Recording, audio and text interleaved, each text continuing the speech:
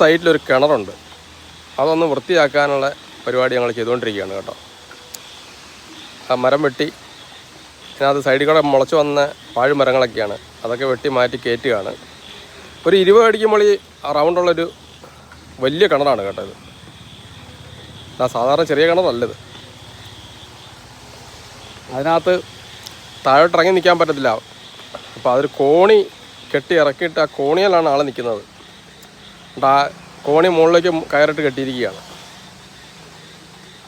ഭയങ്കര കഷ്ടപ്പാട് പിടിച്ചൊരു പണിയാണ് കേട്ടോ ഇത്.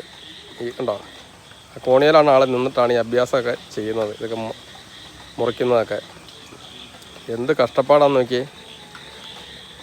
ഈ കിണർ പണി എന്നൊക്കെ പറഞ്ഞു കഴിഞ്ഞാൽ അതുപോലെ ബുദ്ധിമുട്ട് നിറഞ്ഞൊരു ജോലിയാണല്ലേ.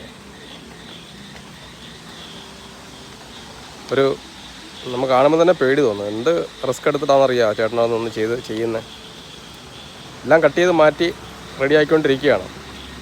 അവർ 5 പണിക്കാരാണ് വന്നിരിക്കുന്നത്. അവർ 5 പേരോട് കൂടിയിട്ട് ഇതിനകത്ത് ഇറങ്ങാൻ മേല. അതുപോലെ മരങ്ങൾ ചുറ്റും ഉണ്ടായിരുന്നു, അതെല്ലാം വെട്ടിയെടുത്ത് കേട്ടോ. കുറേ കാലമായിട്ട് ഉപയോഗിക്കാൻ കിടന്ന കിണറായിരുന്നു. അപ്പോൾ അത് റെഡിയാക്കി എടുത്തുകൊണ്ടിരിക്കുകയാണ്.